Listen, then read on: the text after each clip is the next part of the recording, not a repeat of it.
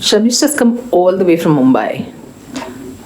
And she's come to this awfully wretched city in an awfully wretched weather. And that, I think, is possibly exactly what a poet is all about.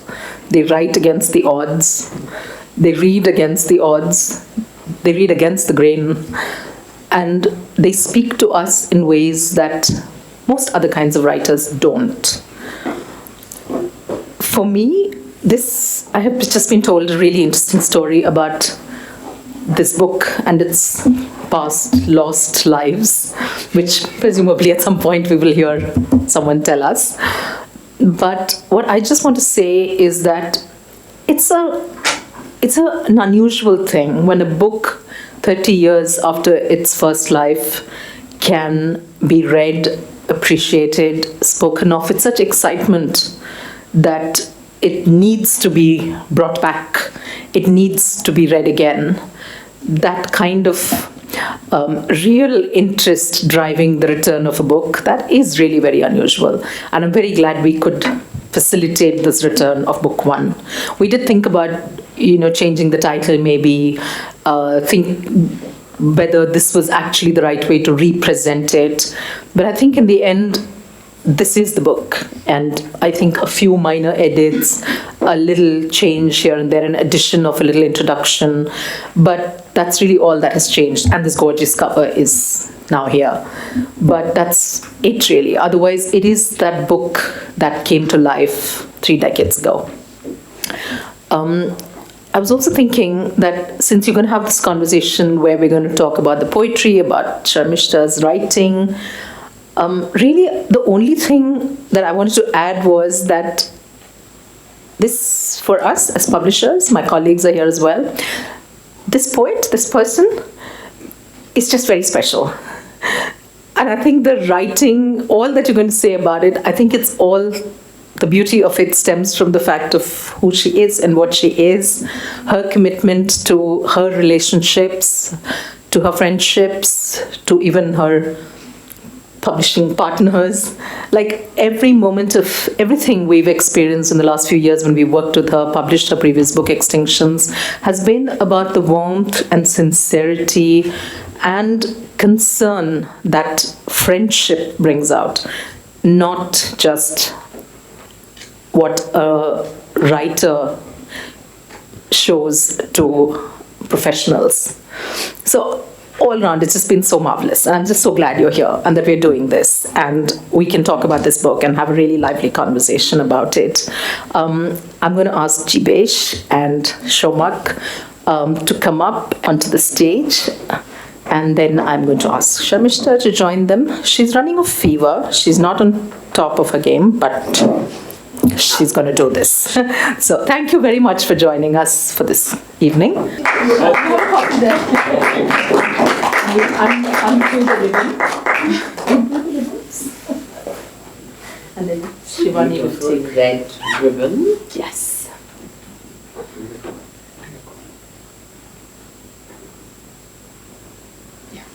Thank you.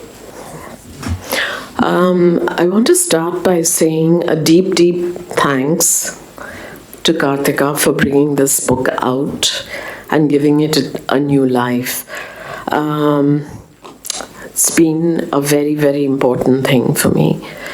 Also want to thank Saurabh Garge, who designed, I think, what is an incredibly beautiful cover. Want to thank Amrita and Atrey for working quite tirelessly on the book. Also want to thank Jeebesh and Somak for coming to have this conversation with me. So what we'll do is I'll read a bit in the beginning, then we'll talk, and then I'll read a bit again, and we'll talk again. That's how we've sort of planned it. So I'll read for about 10 minutes.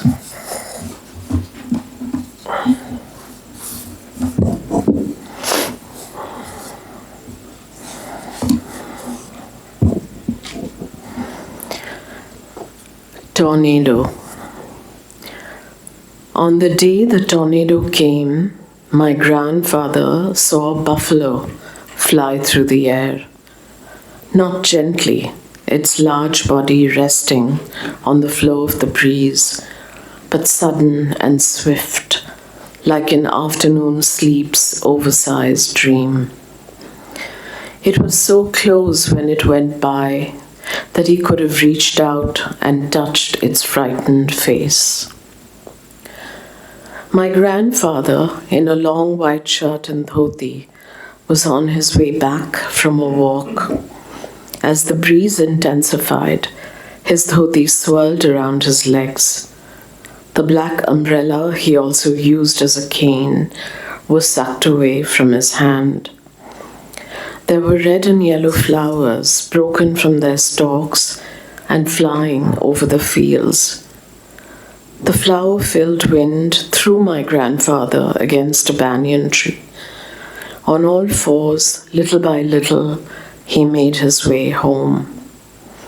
On the way, he saw a cow on a peepal tree and small silver fish on bushes.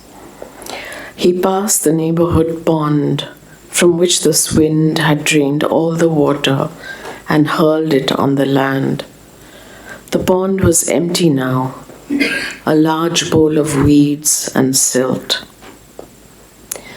All night, the wind. All night, the sound of falling trees, breaking branches, dancing twigs, flowers hurled against one another. In the lantern light, full of shadows, my grandfather sat silently. No other sound, no other action, except the winds, had any meaning. So he made only the most necessary of movements, stretching a leg, waving away a moth, leaning his head against a wall. His mind hovered in a region beyond fear, beyond wonder. The wind had entered him and had begun to move him inside, gently but powerfully, a slow wave forming from the sea of his blood. A window flew open towards midnight, and my grandfather, looking out, saw a large crystal chandelier floating through the dark, all its swaying pieces tinkling loudly against each other. The zamindar, my great-grandfather, was slowly losing his riches to the wind. The chandelier was like a star flung down from the sky, stark against the tornado night blackness. The world had changed, thought my grandfather. In the relentless wind, things had been cut loose from their moorings. The chandelier was a low-hanging star, the buffalo a bird, the pond a crater, the land a lake.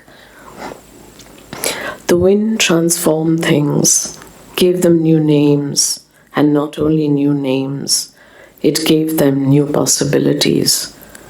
The chandelier knew how it felt to be a star, and the silver fish what it was to be a bird on a green-smelling bush.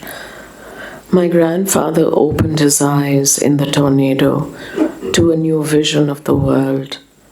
He saw that only things loosened from their moorings became truly real, like a ship throwing off anchor to set sail. When my grandfather came to the city, he carried the wind with him.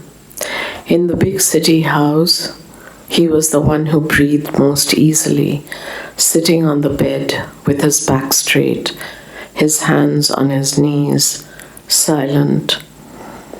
There were large balconies in the house, but still too many walls, and the wind entered here only in small wisps, like a child's excited breath. Once, only once, it had knocked over a glass.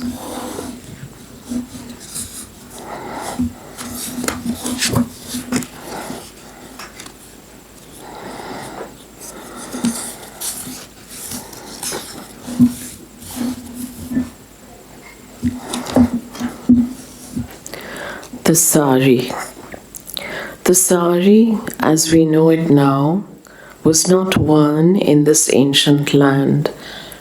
Epochs ago, it was a piece of cloth tied around the waist and reaching the knees, as in the frescoes of Ajanta or the sculptures of old temples.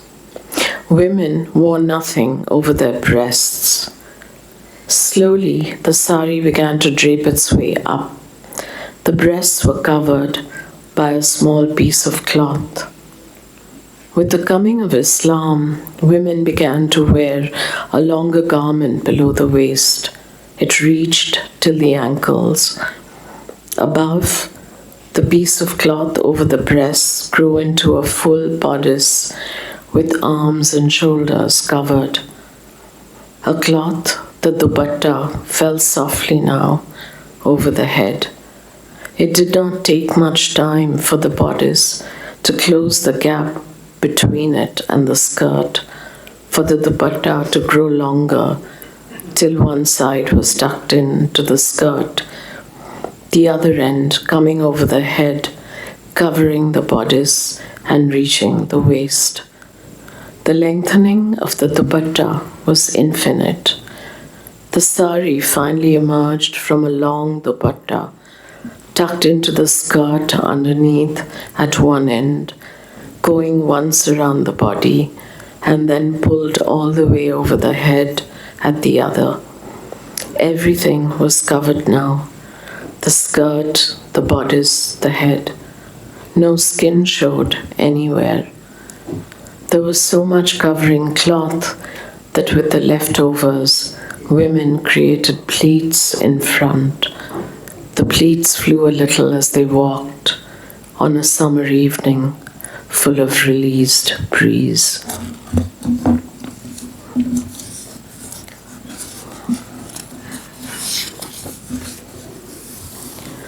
Somewhere, wherever I may be now, only love and solitude remain. They take on each other's dimensions.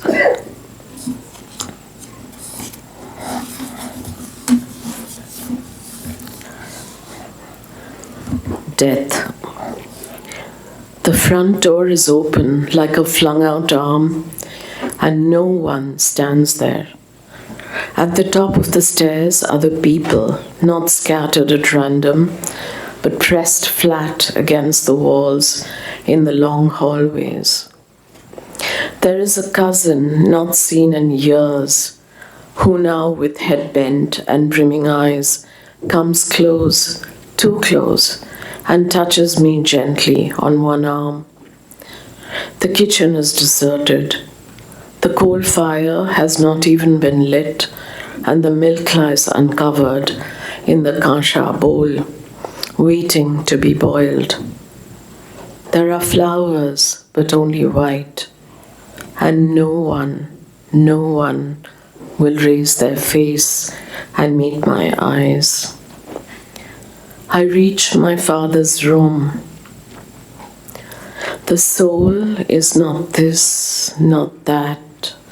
It is unseizable, for it cannot be seized, indestructible, for it cannot be destroyed, unattached, for it cannot attach itself, is unbound, does not tremble, is not injured.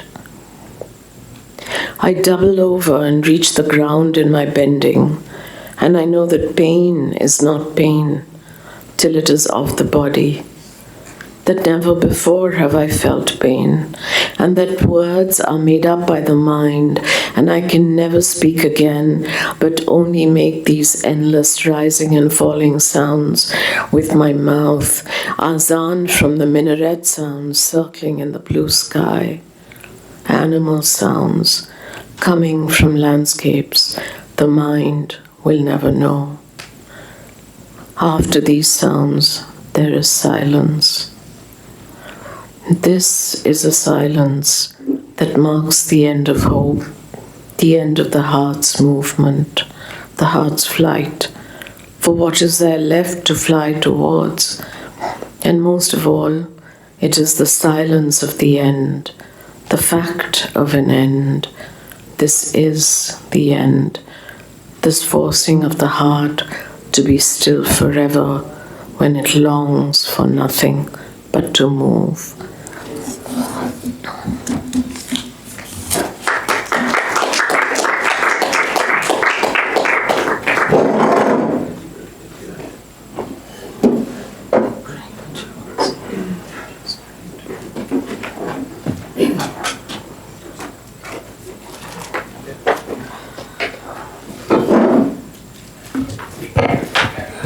Thanks, Sharmistha, for inviting me to comment. You know, like when she wrote to me, I thought it was a big mistake because then I read this line in this book and I remembered why it may not be a mistake.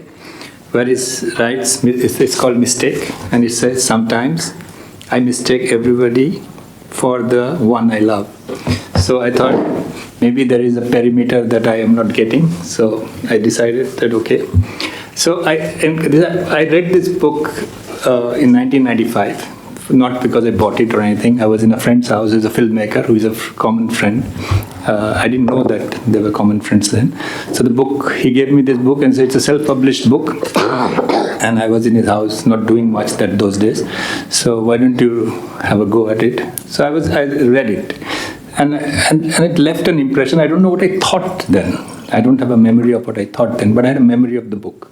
It left a deep impression of something that was against the grain of its own time, in a sense that in 1995, I don't know whether we all know it or not, it was a kind of an euphoric, all kinds of euphorias and all kinds of subterranean currents had been unleashed and the society was transforming itself.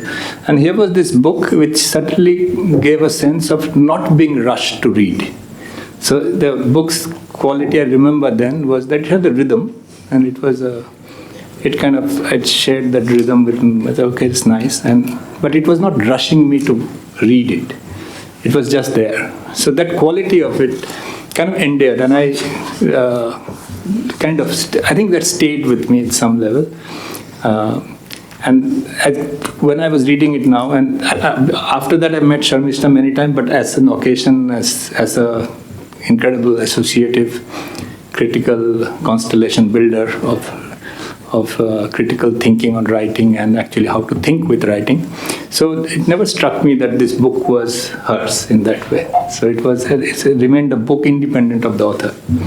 So when I read this now, I understood something why I have this memory of this disjointed, not to be rushed book, because it is actually about someone growing up in that time. Maybe I was similar age. And seeing disappearance, seeing a certain kind of fragility of time, and trying to hold on to it, and not ideologically.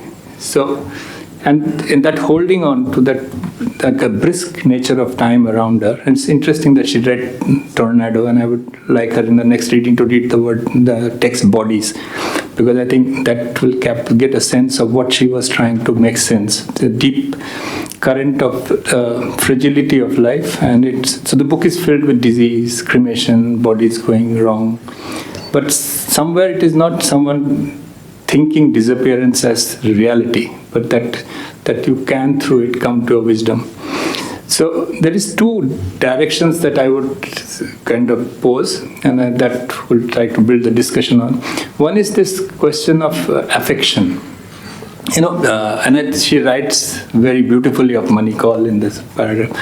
There is this very difficult thing of holding on to affection, and as an artist, I know it's one of the most difficult struggle is to keep your affection. Critique comes easy, the politics of critique comes easy, narrations of alienation come easy, but affection is the most difficult field as a creative practitioner, to hold on to affection. Not just because affections give rise to... With affection, you have to write something back into yourself, but also be vulnerable completely with someone else. And this ability to hold... So there is a kind of a poetry and a prose of affection in this, and I think that's what I thought that why she likes Money Call, and I didn't know that you written the script for Nazar, which is one of my very beautiful films. that money also was this cinema of affection, trying to figure out how do you see that, even that simple pot in a way that can make me part of my visceral reality. It will bring me close to that reality.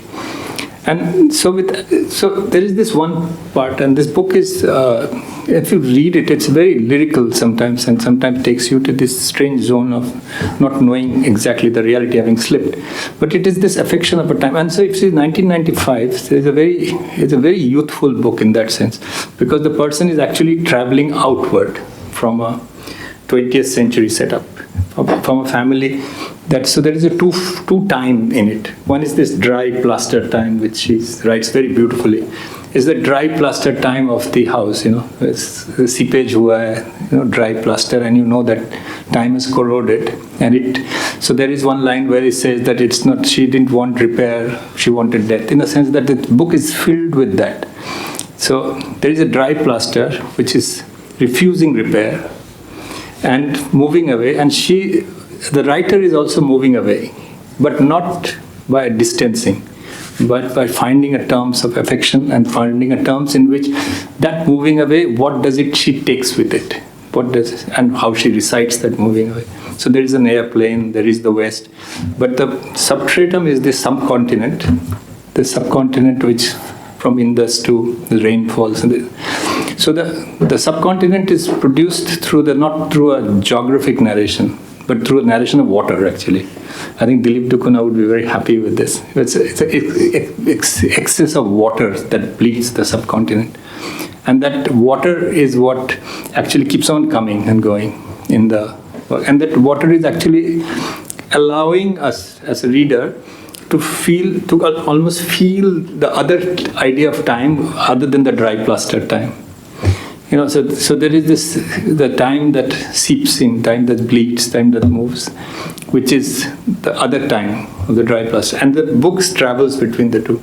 So and because I said it was a mistake and I read that line, there is one thing that we all, as artists, and I share it with many artists, this question: where does the self end or the body? The self ends and the world begins. In autism, there's a lot of interesting work on this. So, what is this guarantee? That what is this edge? Where is my edge? So this idea of the perimeter, and so affection usually go to the intimate, but here the mango tree, the banana tree, everybody holds the realm of both the intimate and the affectionate, and so that I can share with you. So that there is a continuous excavation of the perimeter of the world, where my self end and what is the edge, and where the world begins. It's continuously being tested almost. So and what does the perimeter do is, perimeter as a self is ideologically, politics continuously addresses it. And one of the way you recover artistic practice or literary practice away from the political is not to become political, but to find another perimeter of the self, another way of narrating in the social life, another perimeter of the self, a self that actually has a sensuousness and an affection to the world, and a way of fighting its demise, antagonisms, and death and disease and illness. So in that sense, the book stages for us, and now I remember, and I was trying to think why I would have been affected by the book then. I didn't have a memory, or I didn't think that I thought the book, but I was affected by the book. Probably this opened up to me a kind of a very lyrical, kind of dissolving, unknown perimeters that are moving, and that we are always grappling as creative practitioners. Where does the personal dissolve? Where does it dissolve into a space of unknowability, undefinability, which you will always be asked again and again to define, to bring to life, to say who you are, where you are. But that investigation of the world and the self. So this is my comment. So my query, because now you have to remember. It's very difficult to remember a book you wrote 30 years back, probably wrote over a few years, you say that. Is that while writing, do you discover the person that you see there? Is the person recognizable to you in its in its expanse of the way it expands. And because this book is actually a way of reading 20th century, in the sense that it actually closes some of the avenues of it to open us to a new reading. It's not a political history, it is not a sociological history, it's very personal, it's very ingrained in the texture of a building, the house, the veranda, But I was just curious whether you recognize the person. From today, you're saying? First of all, Jeebesh, everything you've said is so beautiful. To me, it's like poetry in itself. You've made me look at my own work in a completely new way, which happens very rarely. Thank you for that. What is my relationship with the person who wrote this book? I think that the self is constantly changing, but it is changing with a fidelity to itself as well, right? I mean, it doesn't completely get shattered and get made anew. So in that sense, I think there were many things in this book that I still am, that I still recognize. Those borders that you're talking about, the permeability of borders, yes, it's very much there. And if anything else, I would like to think that those borders have become even more permeable, that when I go out into the world, I can actually make a relationship with larger largenesses, so to speak, which I'm also trying to do here. It's like you may start with a house or a parent, but that's not the end of it, because if it were the end of it, it would just be autobiographical and it just wouldn't go far enough. So I think when you push far enough, that's when the borders that you're talking about actually begin to fall away. There's this very beautiful story actually by the great Russian poet Anna Akhmatova. And she used to wait for months in the line to see her son in prison, I think during Stalin or something, can't remember now. And one day there was an old woman who recognized her, and she asked Anna Akhmatova, "Can you describe this?" And Akhmatova said, "Yes, I can." And Akhmatova writes, "Something like a smile passed over what had once been her face." To me, it's a very beautiful story, because what is description of something? What is it when a poet describes? You actually leave behind boundaries, and you actually go much further than the thing described. It's as if you're actually describing a day or a landscape, but through it you go into an insight of some other thing entirely very often. And that's what's exciting, right? As a writer or as an artist, Jeebesh, you know that. I mean, the whole thing is the opening up and the discovery. So, I guess in answer to your question, yes, I still relate to the book. But as a writer, obviously, I think my craft now is far more complex in many ways. This book was more direct. Sometimes I feel more innocent, as it has to be in a first work. But I think when I took it to Kartika, I realized that I do want to bring it out again properly, because as you know, at that time it was kind of like an underground book. It was passing from hand to hand.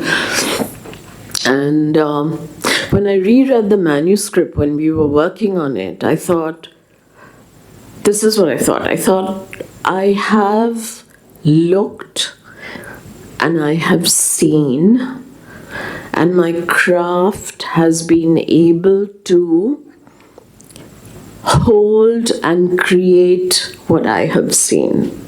That's the best way I can put it, you know. So I'm still that person who's trying to look and see. Because it's only when you, I mean, obviously, any kind of art, definitely writing, is not a translation of what you feel and see. It is a discovery, in fact. You yourself don't know what will happen when you're writing. So I feel now, looking at the book, that was the young self that was just starting out to do that. Now I feel more, not confident, but you know what I mean as an artist. It's a bit more, you're never confident because you're always full of doubt. But you do have a certain more preparedness of craft, perhaps. So. Thanks, Sharmishta. I think, Jeebesh, you have put it so well that I'm not going to sort of make a long comment. But just to give some context, I read Sharmishta's book in 2012, I think, 5 Movements in Praise, that came out, I think, around that time. Yeah. And I reviewed it, and that's how I got to know Sharmishta. And my response was a little more prosaic because I was working as a book critic and publisher at some points of my life, and I found this book which I was completely baffled by. And when we talk about permeating borders and dissolving borders, I thought this is language which has lost all its moorings from how we see it, and it has become something else. It's neither poetry nor fiction, and I know publishers have to put a category behind, so this is saying poetry here, but to me it's a language of twilight. It's a language which doesn't rest in one state. It's constantly changing, and you don't know at what point its texture will change. There is this very famous old Bengali language, ancient language called Shundha Bhasha, which is actually the language of the evening or twilight. And when I read Sharmishta's book at that stage, I felt that sort of hypnotic sense of getting involved with a book and seeing the world in a different way. I think to me, the visual appeal of the book was very, very strong. This is 5 Movements in Praise. And now that I read book 1, I know where this has all come from. I see a continuity of thought, a continuity in the way of engaging with the world. And I had not idea that you were working with Manikal in that way, and that your language is also very cinematic, very visual, while it's also very sensuous, all of that. I think, so to me, to find this borderlessness between poetry and fiction, and you also talk about other borders. I think partition is a big theme where you talk about the subcontinent and people having to move and migrate and cross over. Mm-hmm. And your migration to the West as well, temporarily, and staying there and looking at a culture. So I think this rootlessness is what really attracted me to it. And I know this is a story which is told by a woman who's talking about her body, about her upbringing, about her family. But at some point, you start losing that sense of gender and particularity, and you become almost immersed in a sea of feelings. And that's how I sort of read and responded to your book. I think the other thing that I also want to emphasize here is 5 Movements in Praise has very powerful photographs. And after reading W.J. Sebald many years ago, and this was the first time I was encountering, and now everybody's copying this form, and very, very lesser writers are also copying it in many ways. Yes. But in Sharmishta's book, I actually saw how language and text and image work together, and invite you to not only read the text, but read the image as well. And I was also an art critic, so thinking of art in that sense. I think I have 2 sort of questions for you, or rather sort of comments for you to reflect on. One is, first of all, your relationship with the past. I think one of my favorite portions in this book is ancestors, because I'm obsessed with my ancestors, who I come from, and not in a very sort of, atavistic way, but in a very sort of philosophical way, where we come from ourselves and not just ourselves. Our DNAs come from other people and all of that. And there's a line here where you say, it's the opening actually, the ancestors gather around me sometimes in my solitude.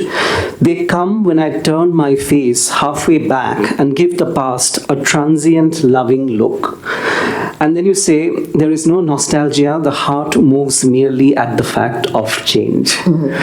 And I find the stillness of this belief in the absolute pastness of the past, but also reckoning with the past, the sort of slight duality of this, very, very beautiful. I want you to reflect on this sentiment.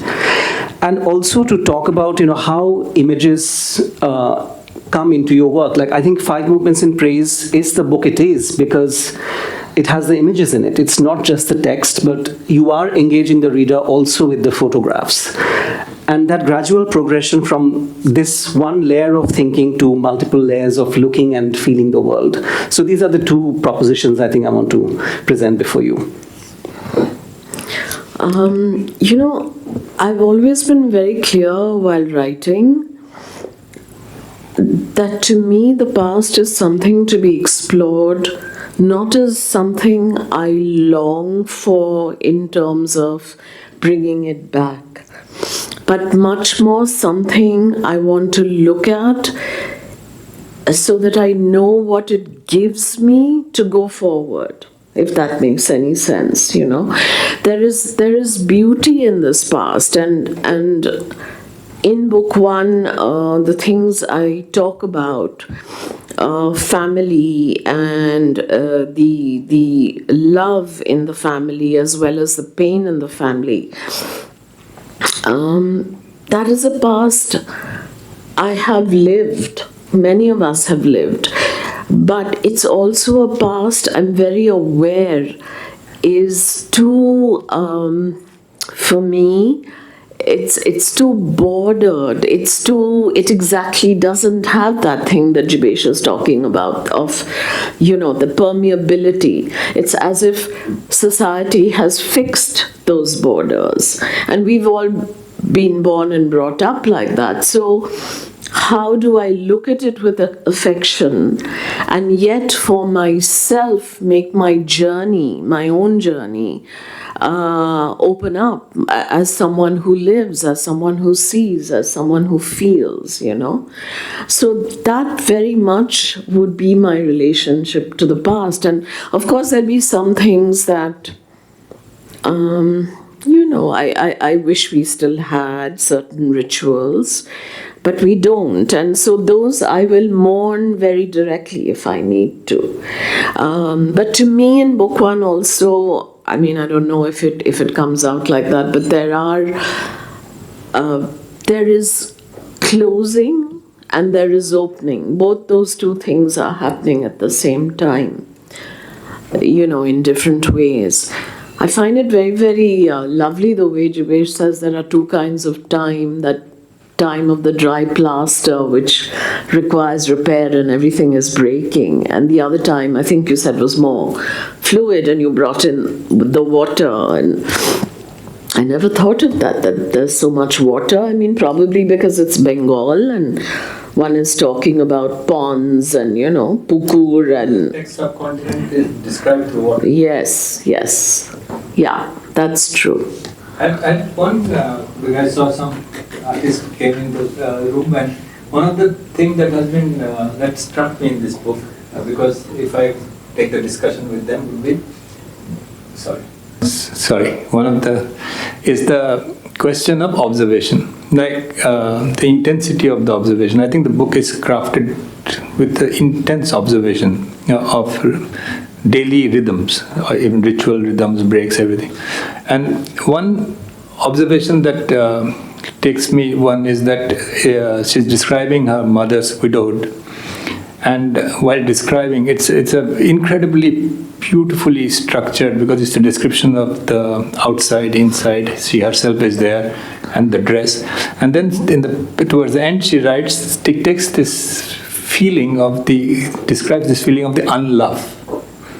Now, I was, I've been with many, last few years, with many older people with kind of staring mortality, and this struck me as something capturing something which is ontological insight. I think it comes from observation, but it is a remoteness that you can't access. But still it is in the term of the love. So I've never seen the word unloved being used this way. So I think that's what the observation can take you. That it can take you. It's like remorseless observation, like it's incessant, and it goes describes, and then it reaches a point of that insight where and that insight is what I try to sometimes discuss with artists, is that sometimes you do not know that you've reached there in that, and that whole, to be able to describe your mother at that level, in that space of the unlove, because unlove is a very strange category. I try to think with it after reading this. This is doing something to me. It is trying to, because it is a recognition of pain, that you cannot have access to pain, because there is a pain of pain that is recognizes in this category called unlove. And this book has this many, you will describe, as pain words comes many times. Yeah, that's right. There is a kind of repetition, but it doesn't come to solve the equation. It doesn't come to block the artist, block the writer from me. It comes in this kind of way where it travels out. That's the other idea of time I was saying, that it comes to gives an insight. It gives an insight. Sometimes the insight may be something that you have not thought about, or you don't think that you will think with, but sometimes it leaves that powerful. So, and this zone of the intimate, there is this whole group of artists in Delhi who are really thinking hard on this idea of the zone of the intimate. What is this intimate? And they stage through binary staging, the inside, outside, the hostile, like the enemy, friend logics, like where the intimate is always threatened, but you have to produce an artistic practice around it. And there are a series of moves. But the intimate is actually something that emerges in the creative act. It is not a priori there. And this text on the mother, widowhood of the mother, it's not on the mother, it's the widowhood of the mother. Mother, it's a ritual. I thought it was a ritual description. Coming from Bengal, I've seen it, heard it so many times. This pishi, this mashi, like that. And then suddenly when you're reading it and then you reach this point of the unlove, it suddenly connects to a lot of other narrative on care, hospice. You suddenly realize there's a missing term there. And I think that as an exercise of thinking, this space of the literary can open us to that. So I was just wondering whether unlove is something that pursued you later. It's difficult. Beautifully said again, Jeebesh. I think I'm going to read that piece. Should I read that piece and yes, maybe please. A couple of others, and we can come back? Bodies in that piece. You want me to read bodies in that piece? Okay. Also, I actually think 30 years later that I've used the word pain too many times. I wouldn't do it now. I'd be far more conscious about it. But in a way, you feel, okay, what you've done as a younger person, But as it a works. younger. It stays, and it's like... You just don't want to be sentimental ever. That's the problem. Okay, so let me read this. Okay, so...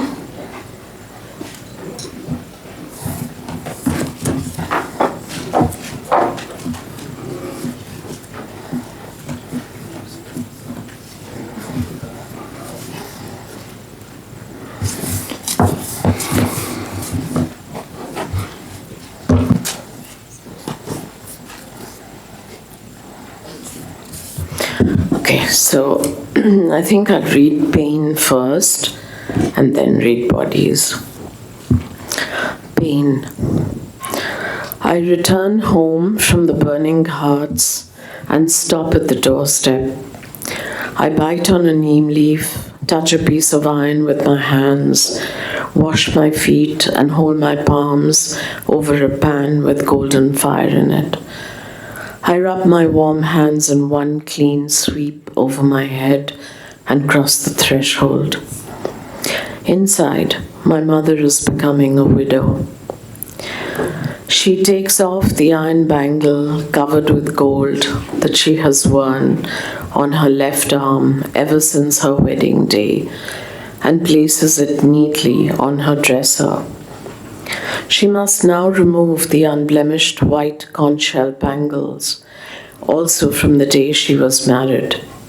As is the way in these parts, she breaks these bangles by hitting her arms against the wall. Uneven white pieces fall to the ground. My mother moves methodically to the mirror.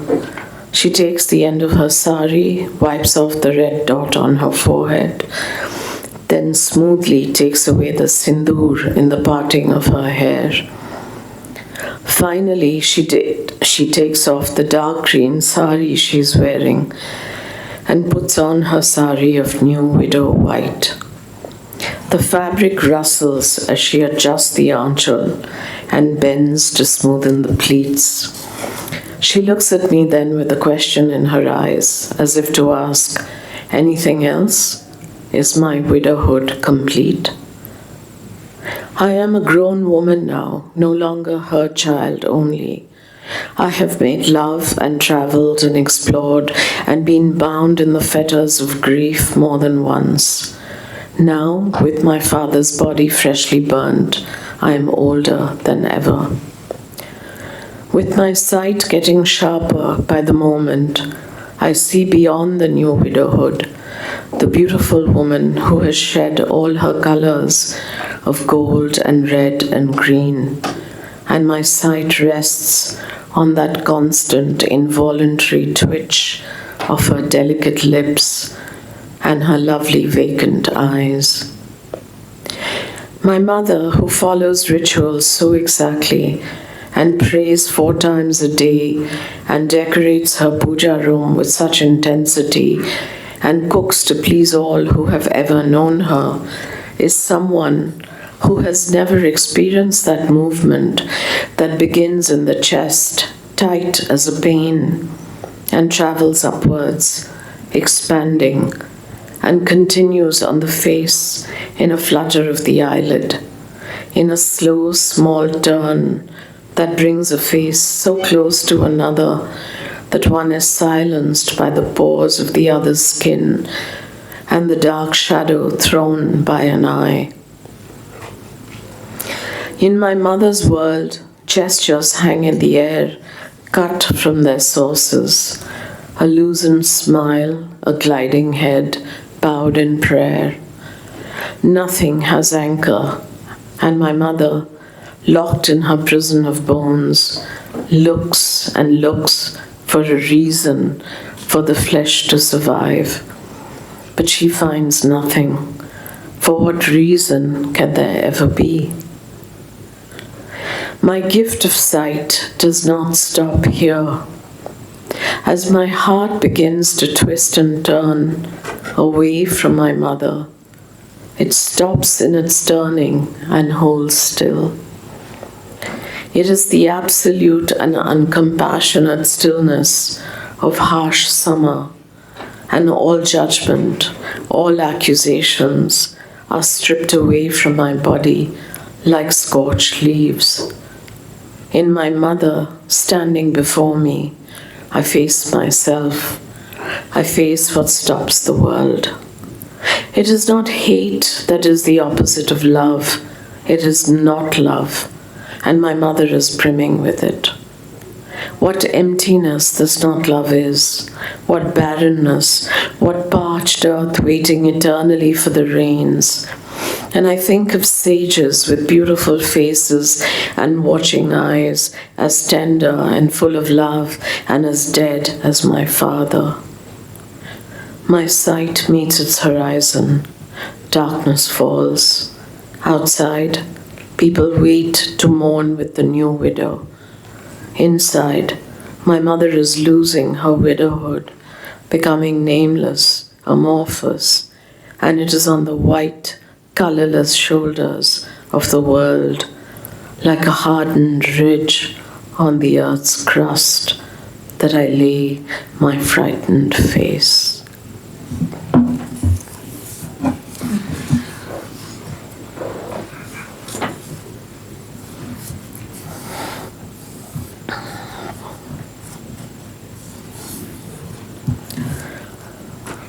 Bodies. The skin was wrinkled, rough and loose, yet their smiles were firm and completely painless. My grandparents had faces I have never seen again, anywhere. Their silences when they sat alone inside or in the balcony sun were strong and unflickering. Their faces were full of life lived, life seen, with perhaps a few traces of wistfulness. My grandmother wore six golden bangles, 3 on her right arm, 3 on her left.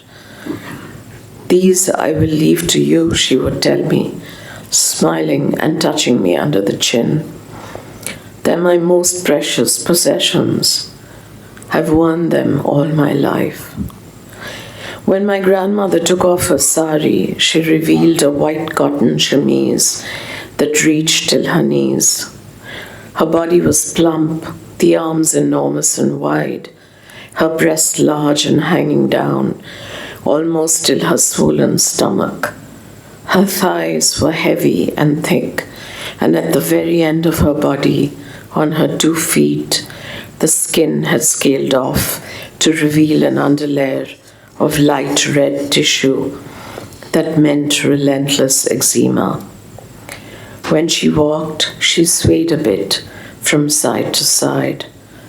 Her enormity included everything: her children, her house, her husband, and all the world outside. My parents had faces full of grief and restlessness and desire. My father's body was stout and strong, yet he suffered all his life from diseases. They were diseases he always harbored inside, that grew in his depths till he had to be opened and the diseases cut out. Ulcers, gallbladder stones, cysts, boils. In the end, when my father became most weak and his walk slowed down, he declared, "Now I've got cancer." The doctor the next day confirmed this verdict. My father's black hair fell in clumps all over the house. His dark body began to resemble the color of burnt earth. He couldn't eat the food he so loved, the fish and mustard paste, the sweets and syrup. "I'm dying," he told us. When they brought his body home covered with flowers, his cheeks were concave and cold. The lips were stretched open in pain. My mother has a body that is primarily pain zone receptacle. Her intestines are too long and coiled up, so it is painful for her every day to empty her bowels.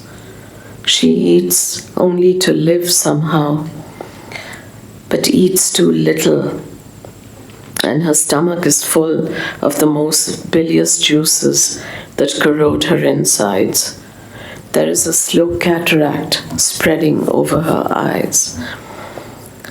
Sometimes, when she's too ill to move, I help her to take off her clothes. Thin breasts hang on her chest. They have shrunk from the fullness I remember to small pieces of wrinkled skin. From the breast to her stomach, there are a series of horizontal wrinkles. The stomach itself hangs loose over the beginning of emaciated thighs. She is white all over, from the hair on her head to the skin all over her body. Only the triangle between her thighs is still covered with black hair that seems anachronistic in all this faded paleness. My mother falls ill all the time, but she outlives everything. Outside, her body is slow, the flesh is crumpled and hanging loose. But, says my mother in great pain, inside, I have a pair of lungs and a heart of steel. I live and live and live.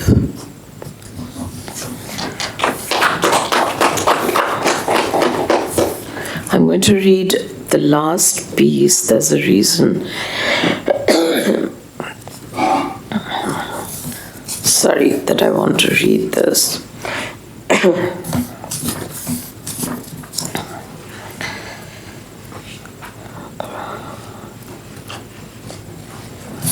Yeah.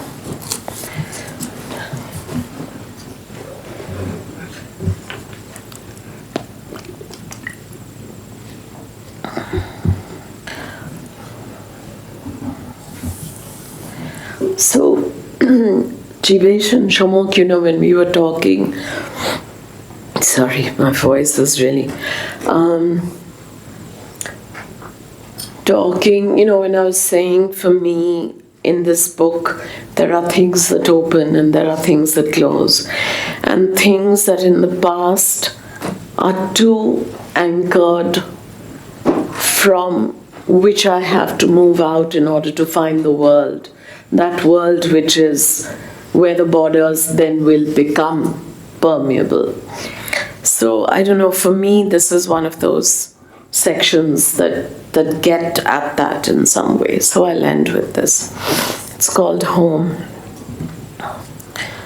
In this large house, marriage, birth, celebrations all have their proper hour, fulfilling every expectation utterly. Never is anyone lonely for too long.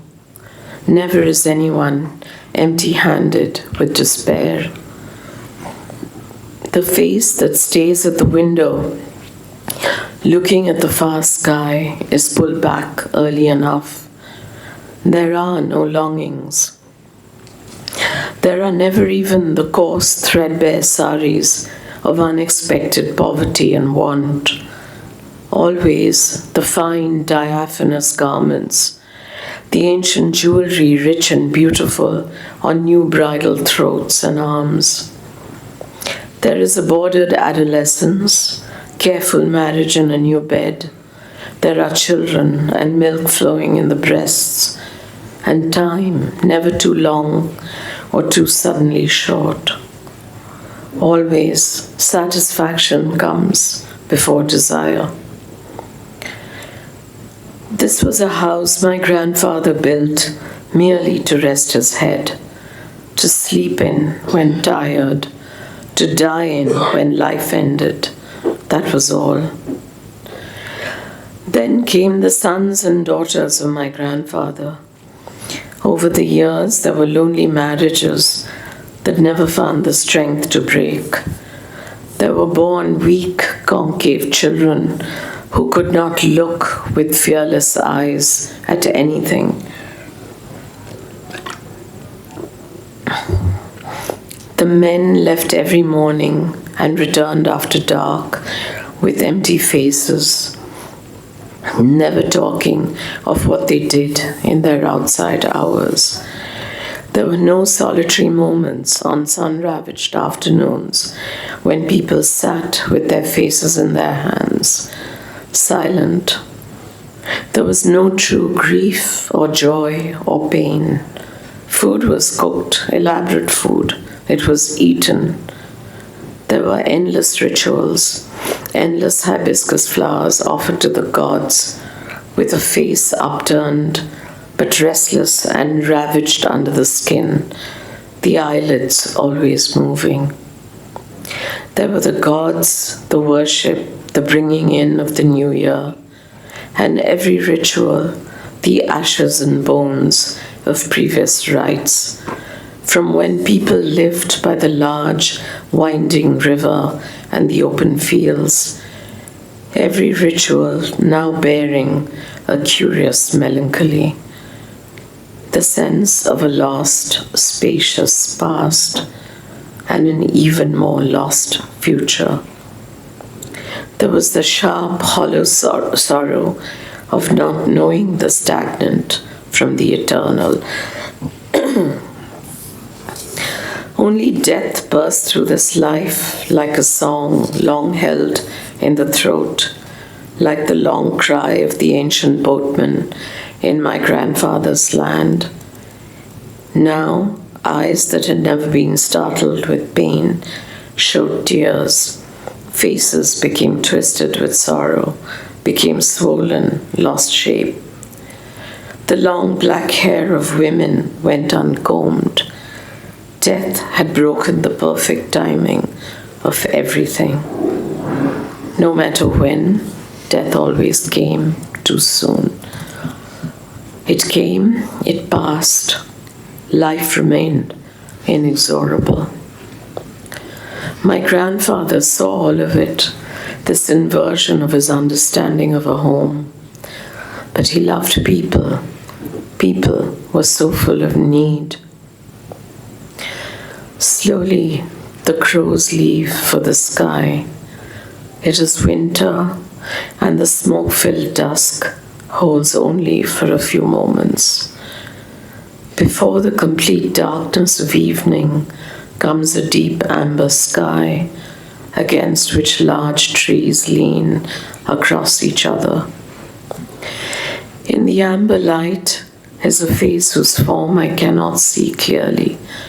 Someone from that home of the past, from a life without strength, without questions, an anchored life without even the hope of movement, yet a life I get drawn towards, unawares, as in a monsoon ocean current, simply because it is the life I once came from, a place without doubts, without the heights and depths of joy and pain, where they are unmoved by the twilight, but blow the conch shell and light the incense unfailingly when darkness comes.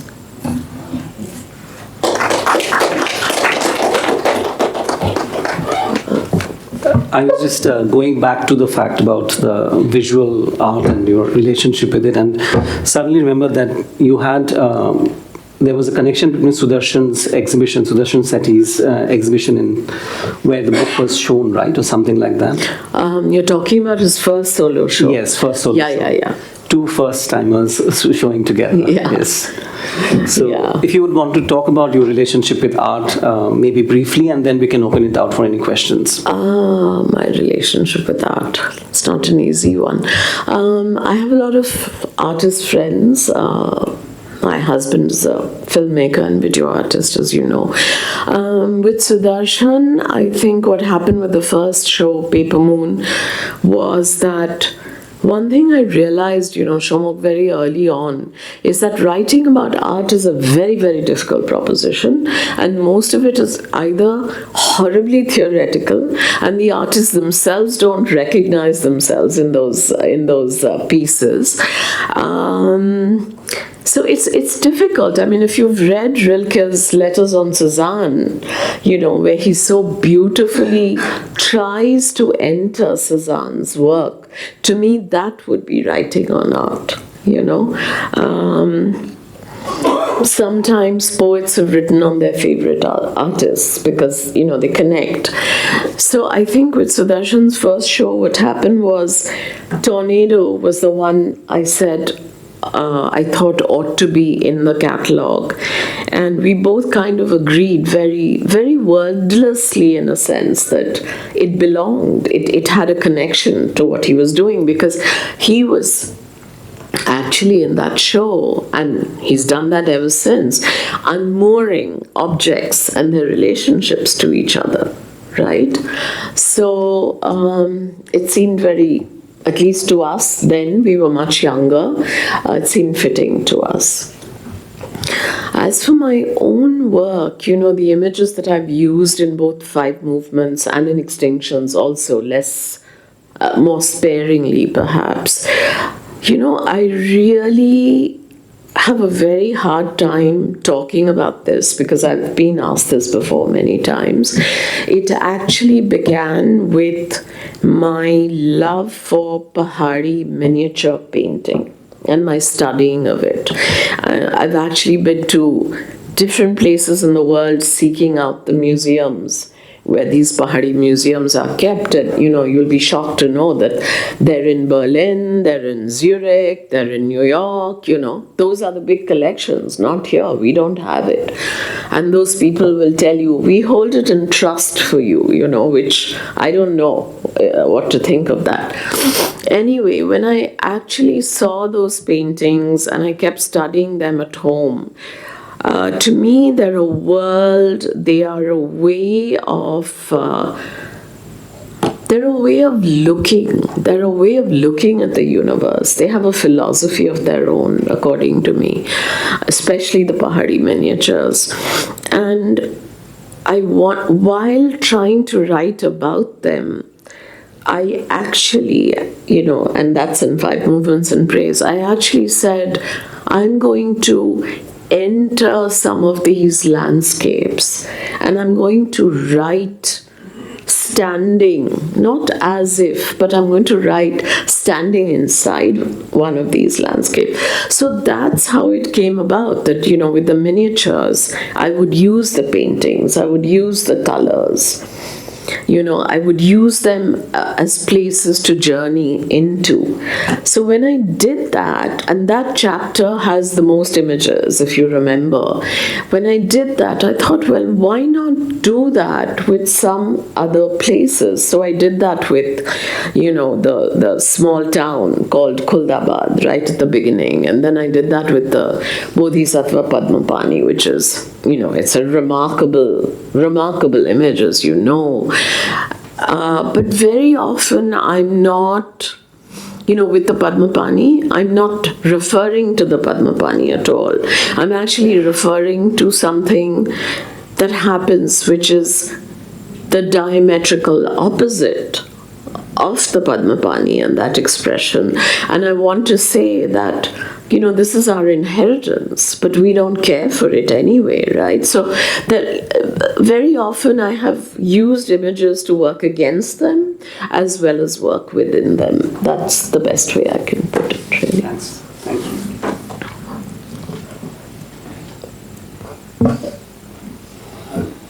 Thank you. Maybe if anyone has a comment or two, we can take that and then close the session. Questions or comments? Can I say something? I'm listening to the three of you and thinking how beautifully you speak about the writing and how every word is so almost visible when you speak it. And then I thought, but why is poetry so invisible in this world of ours? At least in the language we all operate in, which is English, really.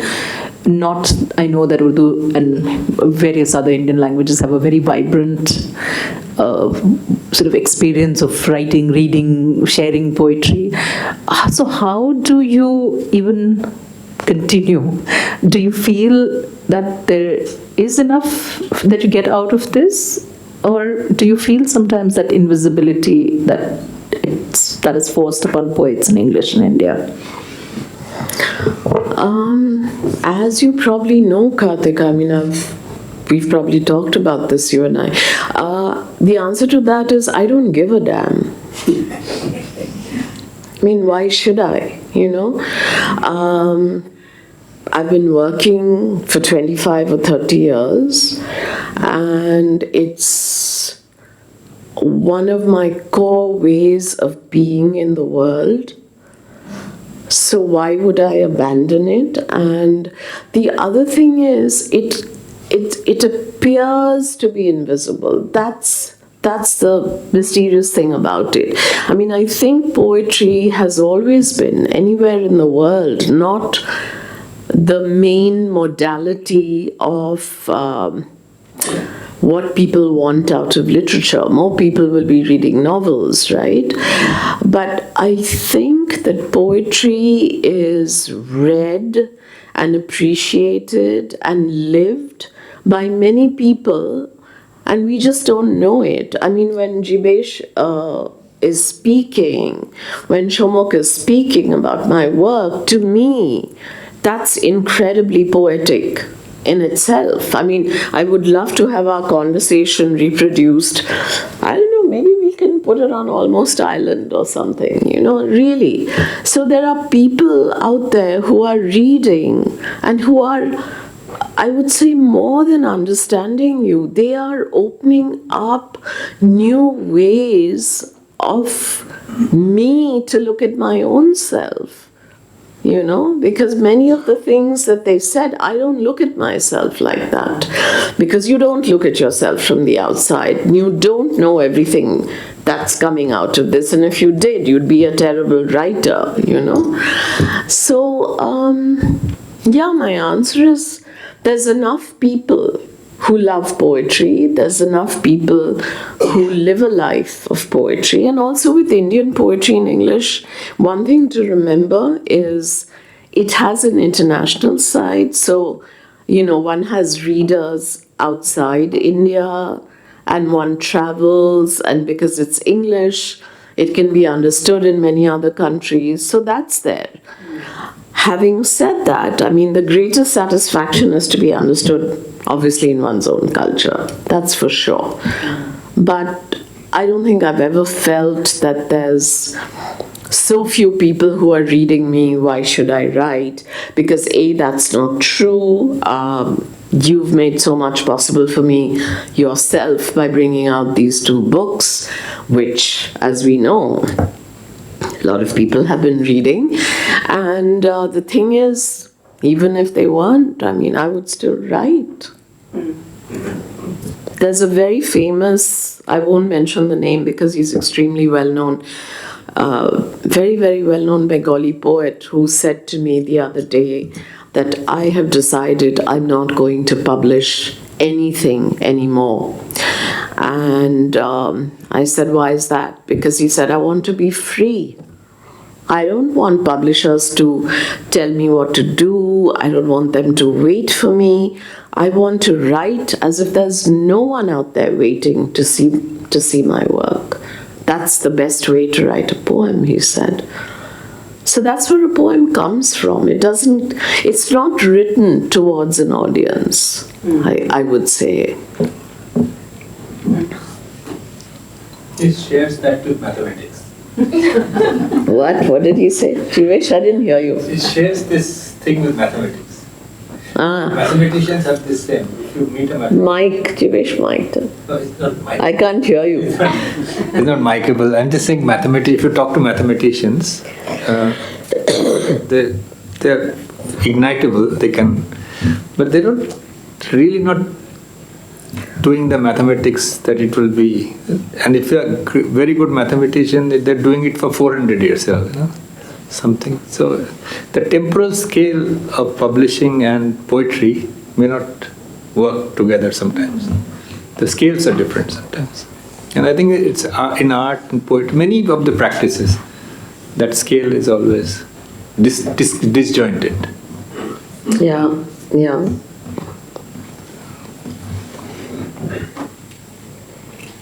No questions. Okay.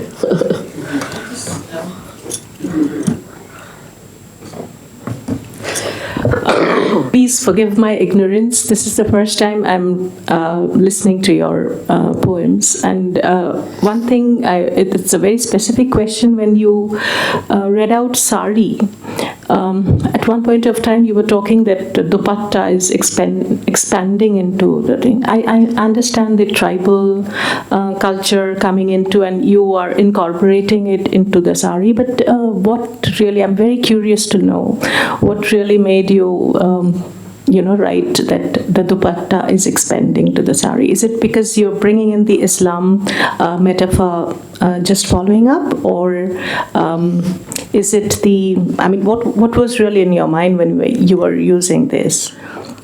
Well, actually, I'd done a lot of research into how the sari as we wear it today came about. So it's actually based on historical fact as much as we can know it from the past. And when I thought about that history, I thought of a woman's body just getting more and more covered up. And it just seemed to me a closing down in some way. But since you're a Bengali, we know that Thakurbari influence and how the draping was more cosmopolitan with the Western culture, that too comes in. And it's, I don't know, I might be wrong because you're a poet. You can't, I can't expect historiography of the sari from a poet. But I was just wondering, like, even this discourse could come in because it was 5 yards. I mean, is it that the dupatta expands? I mean, I'm talking about facts. I mean, when you were tracing the history, was it the dupatta expanding to the Historically, yes. Okay. Yes.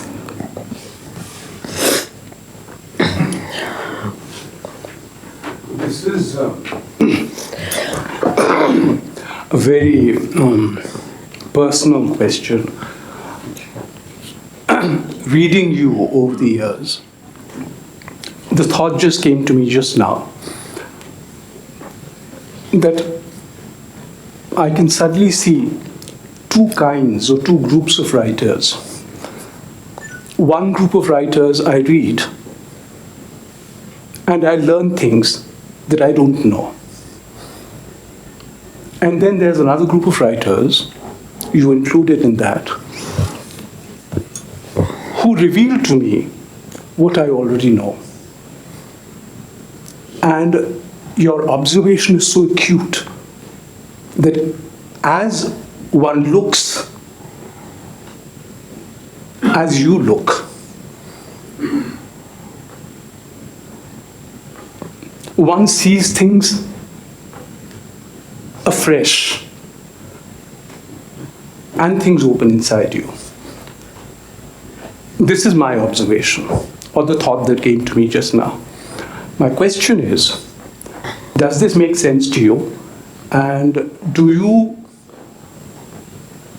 when you read other writers, have some sense of this? I think, every reader has their own way of putting it, as you are. For me, no, I mean, when I read different writers, the experience is very, very different with each one. As for my own work, what you're saying, I would just say, when you write a book and you finish it, you let it go into the world, and it can go anywhere. People may read it in multiple ways, according to where they are placed in the world, in their life, what is their relationship to themselves, So I don't know, I mean, I can only listen to what you as a reader are saying and say, all right, that's something, I hear you, but that's all.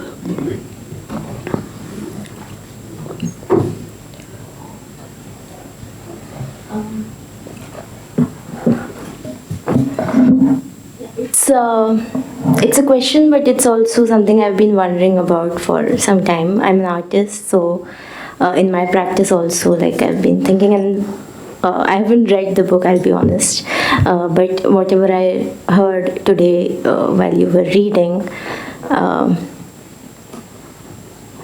was thinking, is there a space inside a person which one cannot touch, in terms of making art or writing something,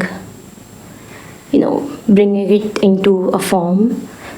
What is the threshold? Because when I think of like making something and there's something troubling me, but I hold myself sometimes that this is too personal, or this is like a conversation with my father or something, it might change that experience if I put it into a form, and then obviously that form will be seen by someone. I don't know if this was covered earlier, I stepped in late, but I was just, if you have any thoughts on that, I don't know.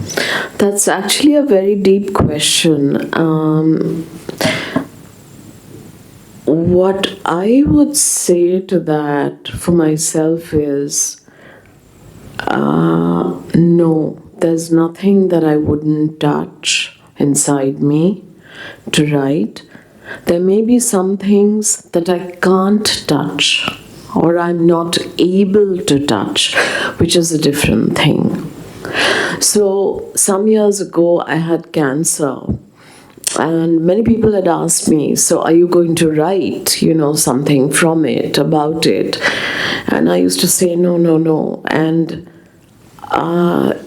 it was almost too close to me to have been through something fatal,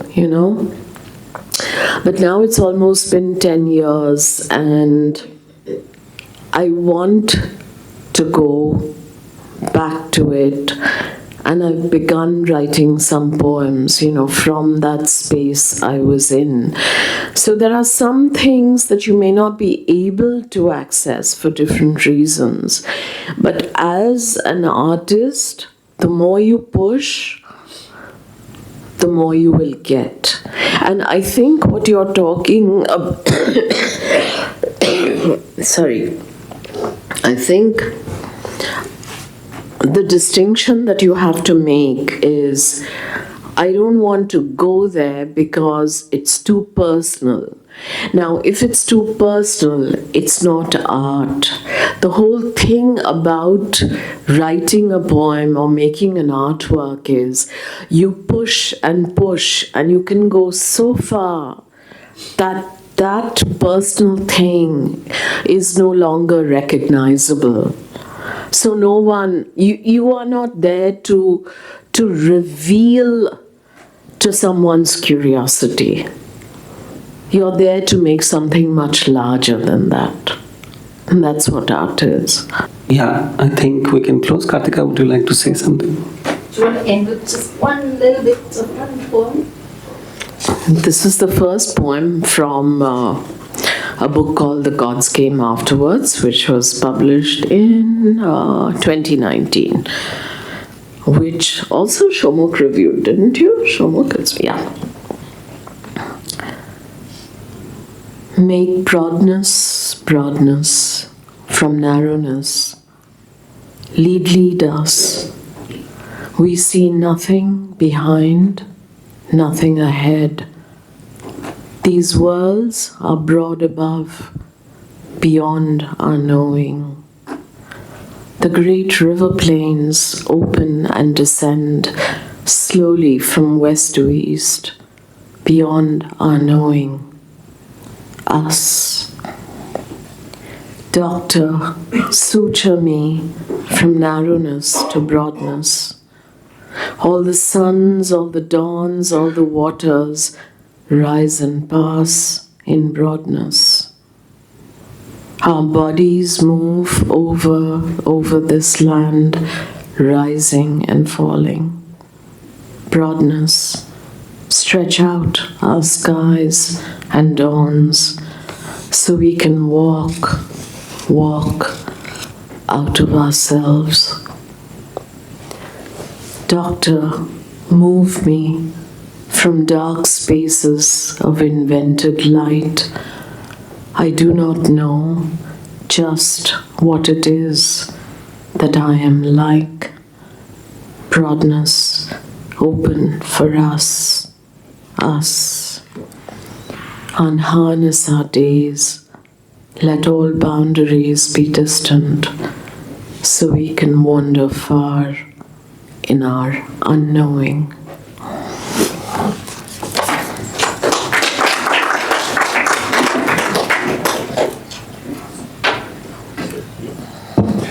Thank you, Sharmishta, Jeebesh, Somak, everybody. It was a lovely evening. Thank you. Thank you, Kartika. Thank you. Thank you.